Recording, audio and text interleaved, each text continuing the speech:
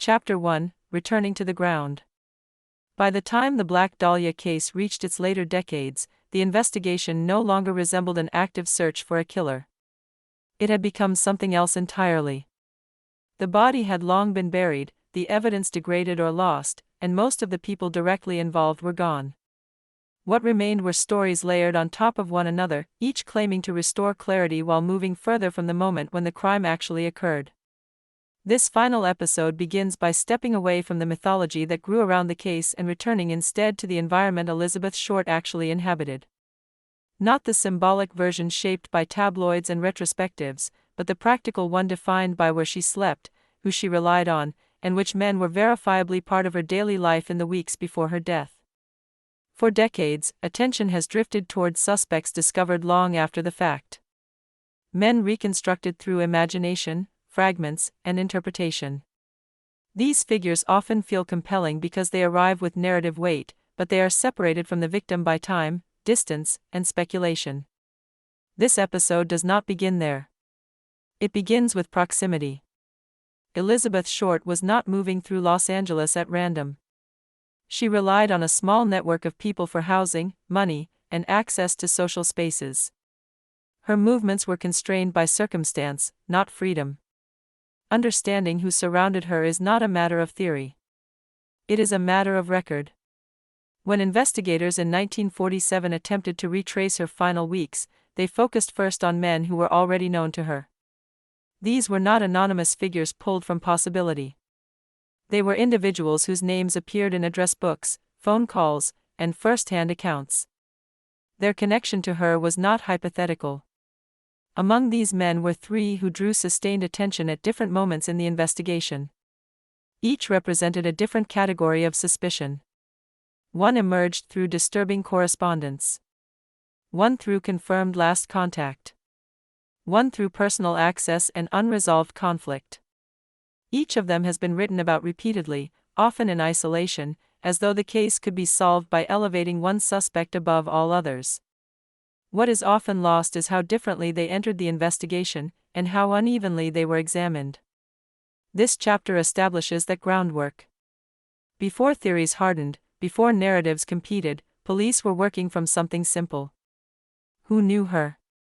Who saw her? Who had reason to exert control over her life? These were not abstract questions. They were practical ones. As the investigation stalled, these early lines of inquiry became buried beneath louder claims and more dramatic reconstructions.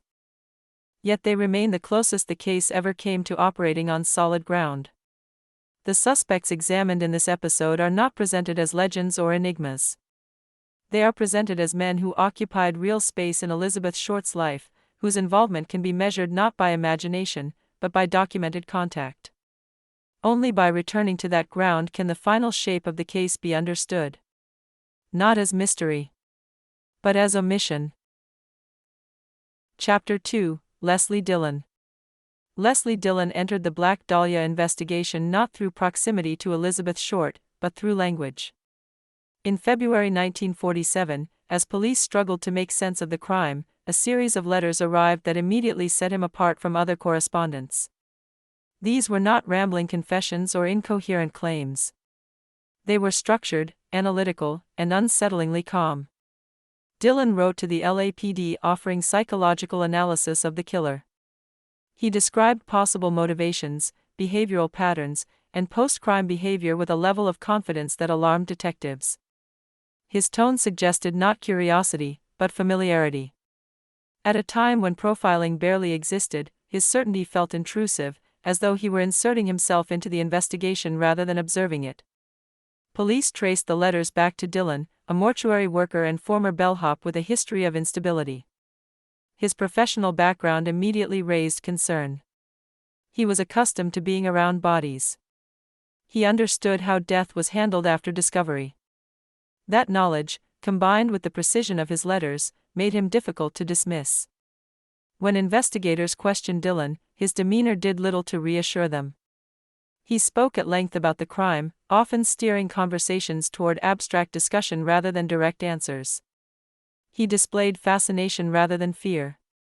At moments, he appeared more interested in discussing theory than in addressing suspicion directed at him. Despite this, the substance did not hold.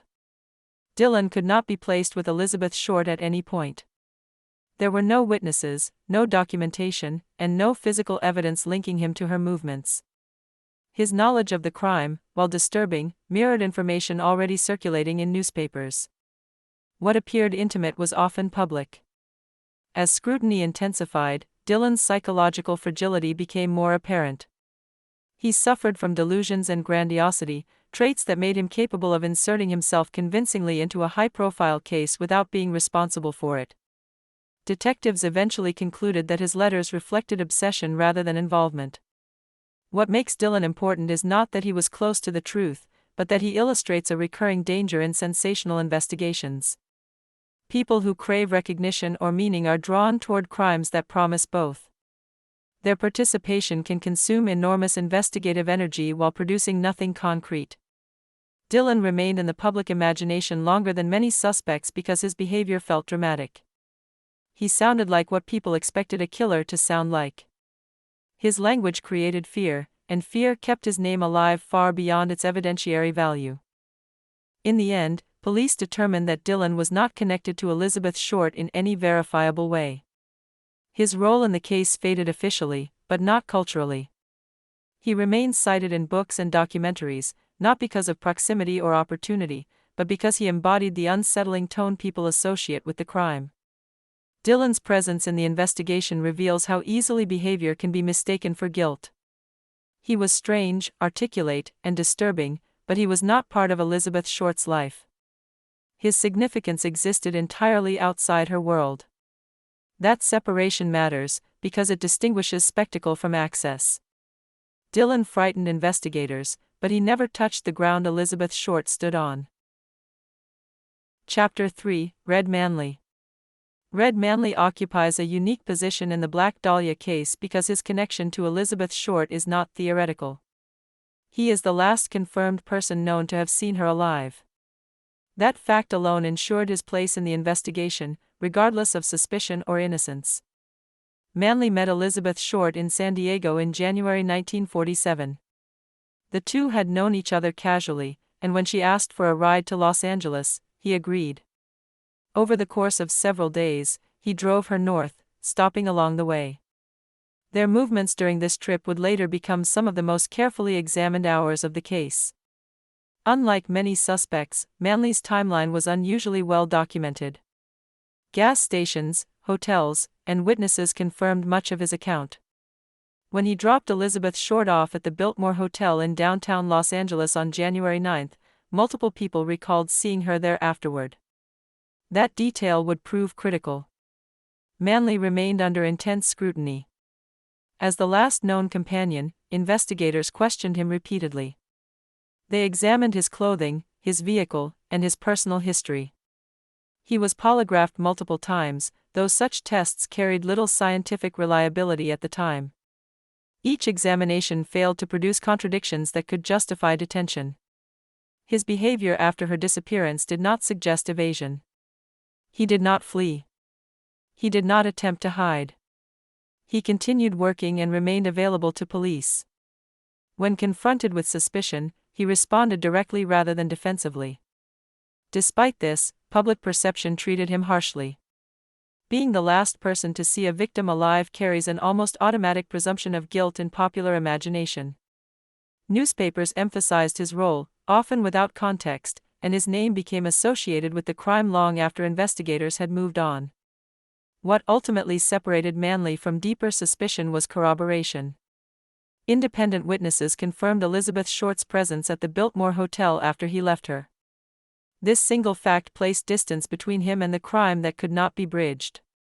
Police eventually concluded that while Manley's involvement placed him near the timeline, it did not place him near the murder. Opportunity dissolved once movement could be verified. Without opportunity, motive alone was insufficient. Manley represents a different kind of suspect. Not one drawn in through odd behavior or coincidence, but one pulled in by circumstance. His proximity was real, but it ended before violence occurred. In many ways, his experience illustrates the cruelty of unsolved cases. Even when cleared, association lingers. For years, Manley carried suspicion in the public eye despite the absence of evidence against him. His role in the case is essential precisely because it demonstrates how suspicion can attach without justification, and how difficult it is to remove once it has formed.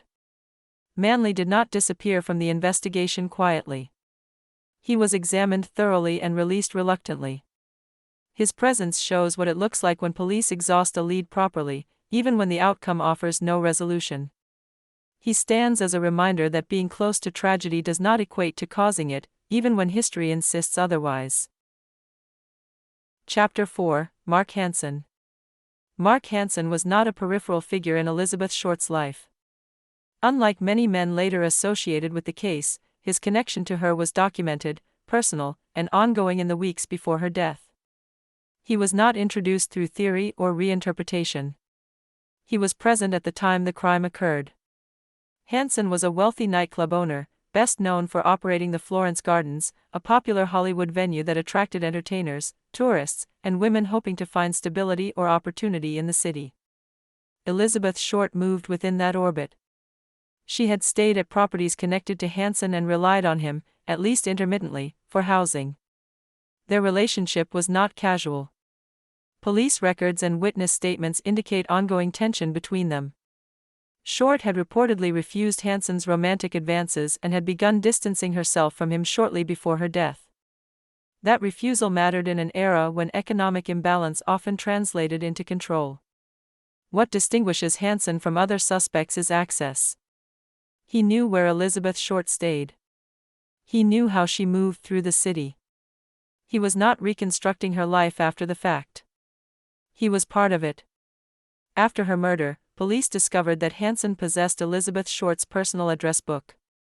This was not speculative. It was confirmed. The book contained names and contact information of people she knew, including Hansen himself. Several entries had been deliberately scratched out, among them his name. Investigators noted this detail immediately. The act of removing one's own name from a victim's belongings suggests awareness, not coincidence. It indicated consciousness of association at a moment when that association carried risk. Hansen's cooperation with police was limited. He provided statements, but he resisted deeper scrutiny. Despite being questioned multiple times, he was never formally charged. His financial resources and legal insulation allowed him to navigate the investigation without exposure. Unlike other suspects, Hansen did not rely on mystery to remain relevant. His involvement was grounded in proximity and motive. He stood to lose reputation and status if his connection to Elizabeth Short became widely known, particularly given the moral scrutiny imposed on female victims at the time. Yet despite these factors, the investigation into Hansen stalled. Police attention shifted elsewhere as the case grew more chaotic. The department struggled under public pressure, and figures who could not be quickly resolved were quietly deprioritized. Hansen's name persisted privately but faded publicly. He did not become a legend. He became uncomfortable. Unlike flamboyant suspects or later theories, his involvement lacked drama. It was too grounded, too ordinary, too close to the victim's real life. That closeness may explain why it received less emphasis over time. Stories gravitate toward mystery, not familiarity. A man who knew Elizabeth Short too well risked revealing how vulnerable she truly was, and how little protection surrounded her. Mark Hansen represents the type of suspect that unsolved cases often leave behind. Not because evidence exonerates them, but because pursuing them would require confronting uncomfortable truths about power, access, and neglect.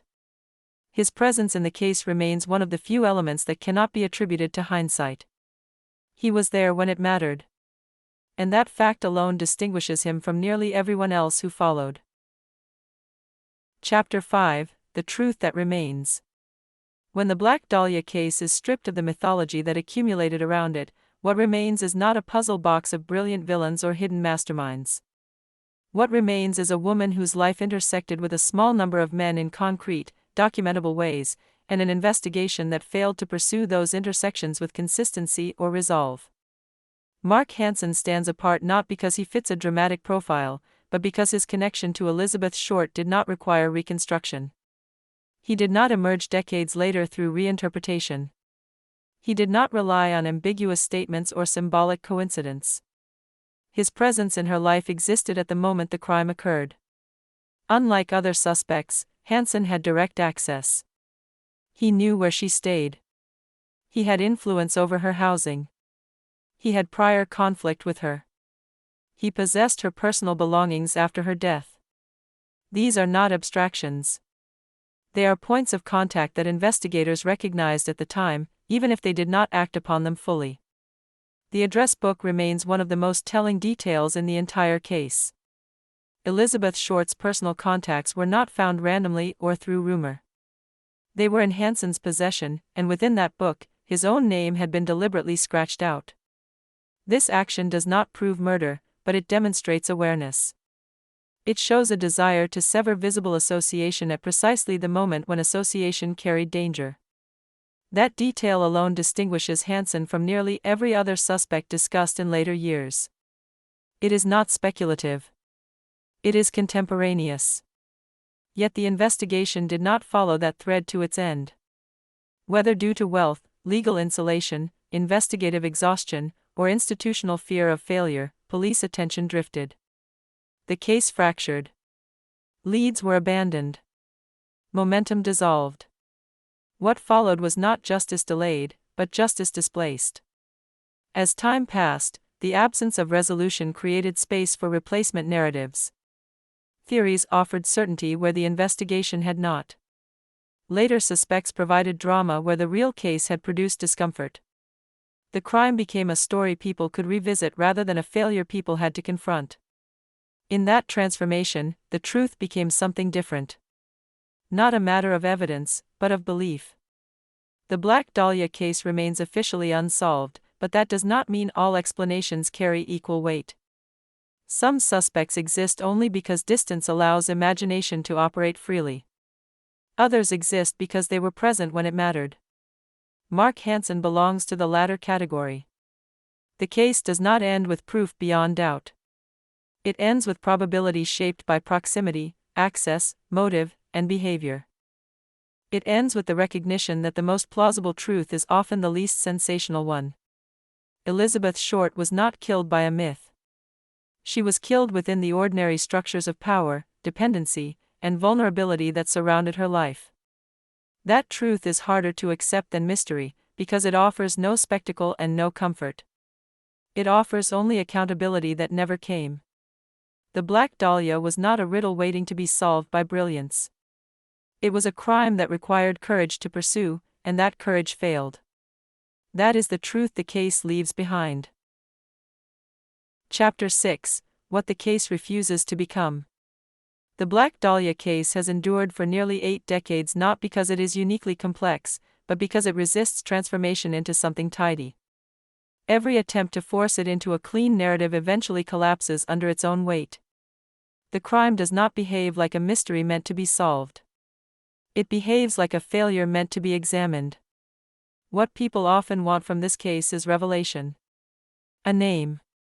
A moment of certainty. A final turn that justifies the time spent revisiting it. But the structure of the investigation itself prevents that. Evidence was lost early. Witness memories were contaminated by press coverage. Leads were followed unevenly and abandoned without resolution. By the time serious reflection began, the ground had already eroded. This is why later theories flourish. They offer replacement architecture. They rebuild what was never properly constructed in the first place. In doing so, they provide emotional satisfaction, but they also obscure responsibility. The focus shifts away from institutional failure and toward imaginative reconstruction. The truth the case leaves behind is not hidden in coded letters or overlooked geniuses. It lies in the ordinary decisions that shaped its collapse. Scenes not secured. Tips mishandled. Suspects unevenly pursued. Resources redirected when pressure mounted. None of these failures are dramatic alone, but together they form the real story. Elizabeth Short's life existed at the margins of stability. She relied on temporary housing, informal support, and men with leverage over her circumstances. That vulnerability did not make her mysterious. It made her exposed. The conditions that surrounded her were not exceptional. They were common, and that familiarity made them easy to ignore. When the investigation failed to protect her in life, it failed her again in death. The urgency that followed her murder was loud but shallow. It prioritized appearance over consistency, movement over method. Once momentum faltered, the case was allowed to drift rather than be confronted. What remains is not uncertainty for uncertainty's sake. It is a lesson about what happens when crimes involving vulnerable people are treated as spectacle instead of responsibility. The mythology that followed did not emerge despite the failure. It emerged because of it. This is why the Black Dahlia case continues to attract reinvention. Each new theory promises mastery over what was lost. Each claims to restore order. Yet none can replace the work that was never done. The case refuses to become what people want it to be because it was never given the chance to be resolved honestly. It does not point toward brilliance or evil beyond comprehension. It points toward neglect, imbalance, and the quiet power of those who were never fully challenged. That refusal is uncomfortable. It denies closure. It denies catharsis. But it is also the most truthful element the case still possesses. The Black Dahlia does not ask to be solved again. It asks to be understood. Chapter 7: What Endures. What continues to shape the Black Dahlia case decades later is not the emergence of new evidence, but the way a small set of details has been repeated until they feel permanent. Newspaper descriptions written under deadline pressure in 1947 are still quoted as authoritative. Early assumptions hardened into reference points. Over time, the distinction between what was documented and what was inferred became increasingly difficult to separate. Much of what endures originates in the earliest press coverage. Reporters published information before police could verify it, sometimes inventing connective tissue to make the story readable. Descriptions of Elizabeth Short's movements, her relationships, and even her personality were shaped to fit recognizable archetypes. These portrayals were absorbed into the case record despite having no investigative basis. As years passed, later writers relied on those same articles as source material. Each retelling added polish rather than correction. Errors were not challenged because they were familiar. Familiarity became authority. By the time serious historical reviews began, the original distortions were embedded too deeply to remove without dismantling the entire narrative. This process affected suspects as well. Men who appeared dramatic or disturbing were preserved through repetition, while those connected through ordinary access were gradually omitted. The result was a case remembered through emotional texture rather than evidentiary weight. What felt sinister survived. What felt mundane disappeared. Specific details illustrate this shift clearly. The image of surgical precision endured despite medical disagreement.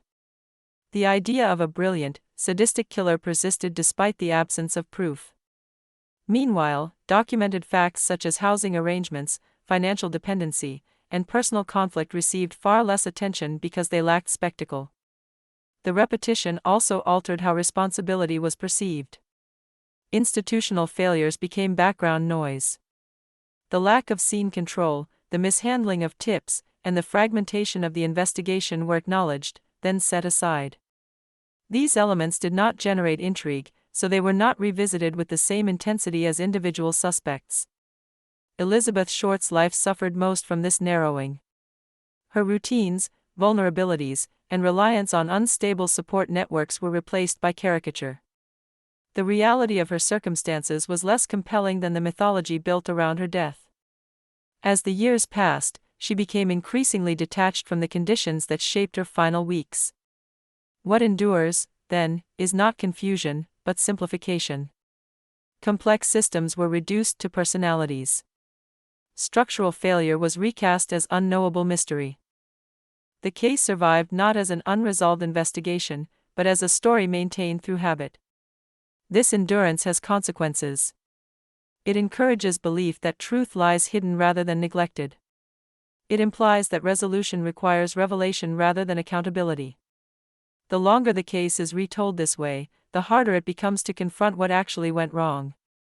The Black Dahlia did not remain unsolved because the truth was too clever to uncover.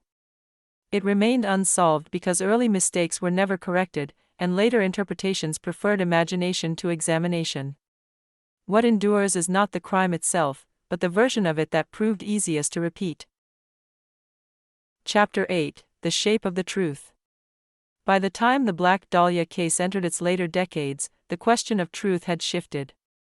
It was no longer about determining what happened in January 1947, but about deciding which version of the story people were willing to accept. Evidence no longer functioned as the primary measure. Narrative did. This shift can be seen in how later investigations were framed. Rather than asking what could still be verified, writers and researchers often began with a conclusion and worked backward to support it. Photographs became symbols. Houses became metaphors.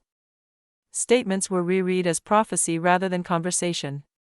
The absence of documentation was transformed into proof of concealment. In doing so, the case was removed from its historical context. The limitations of post-war policing, the influence of tabloid journalism, and the social position of women like Elizabeth Short were treated as incidental rather than central. Truth was no longer grounded in circumstance. It was reconstructed through interpretation. The problem with this approach is not imagination itself, but displacement. Each new theory draws attention away from what is actually knowable. The more elaborate the explanation becomes, the less it resembles the conditions under which the crime occurred. What can be known has always been limited. Elizabeth Short relied on temporary housing. She moved between acquaintances. She experienced conflict with men who had leverage over her stability. She disappeared within a narrow window. Her body was discovered in a public space deliberately chosen for visibility. These facts have never changed. What cannot be known has expanded instead. As documents vanished and witnesses died, certainty receded. Into that space entered confidence. Theories filled gaps not because they were accurate, but because they were complete. The truth, such as it exists, is uneven. It does not arrive as revelation. It does not resolve cleanly. It sits uncomfortably between access and failure, between opportunity and neglect. It implicates not brilliance, but vulnerability. This is why definitive answers remain elusive. Not because the case is too complex, but because its most plausible explanation is also its least dramatic. Crimes rooted in ordinary power rarely generate satisfying endings. The shape of the truth in the Black Dahlia case is not singular. It is fragmented, partial, and constrained by what was lost early. Accepting that shape requires resisting the urge to finalize the story. What remains is not a solved mystery waiting to be declared, but a crime whose meaning lies in how it was mishandled and why. That truth does not close the case. It explains it. Chapter 9: What the case leaves us with. The Black Dahlia case does not conclude with discovery or revelation. What it leaves behind is an accumulation of choices made under pressure and the consequences of those choices echoing long after the moment for correction had passed. By the time the investigation stalled, its shape was already fixed, and nothing that followed could fully alter it. The early failure to protect evidence, control information, and pursue leads evenly created a foundation that could not support later certainty. Once that foundation cracked, every attempt to rebuild the case rested on instability. Later theories were not incorrect because they lacked intelligence, but because they were constructed on ground that had already collapsed. What remains is a record defined by imbalance. Certain suspects were scrutinized extensively, while others were examined briefly or not at all.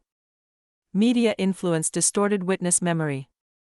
Public appetite for drama pushed investigators toward visibility rather than consistency. These forces did not operate separately. They reinforced one another. Elizabeth Short's life exists within this imbalance as well. She was known primarily through fragments recorded by others, often filtered through judgment or assumption. Her own voice was never preserved. The case that bears her name reflects far more about the systems surrounding her than about her herself. The enduring fascination with the crime reveals a desire for narrative completion that reality cannot satisfy.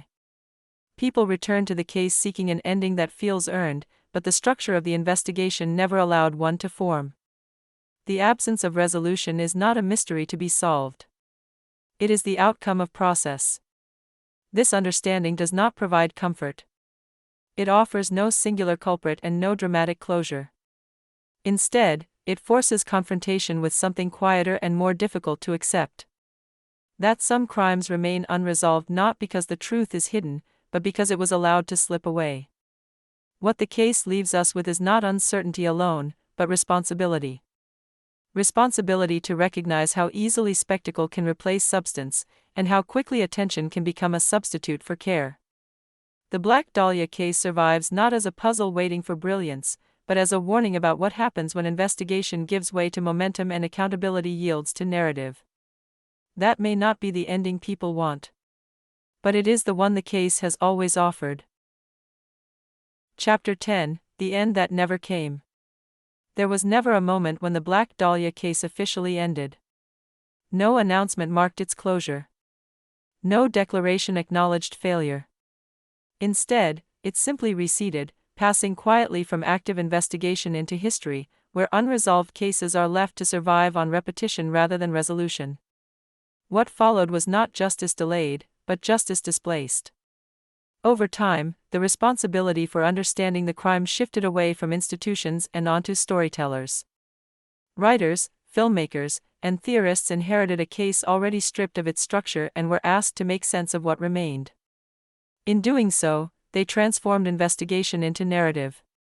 This transformation altered the purpose of the case. It was no longer about what could be proven, but about what could be believed. Certainty became aesthetic rather than evidentiary. The desire for an ending outweighed the discipline required to admit one did not exist.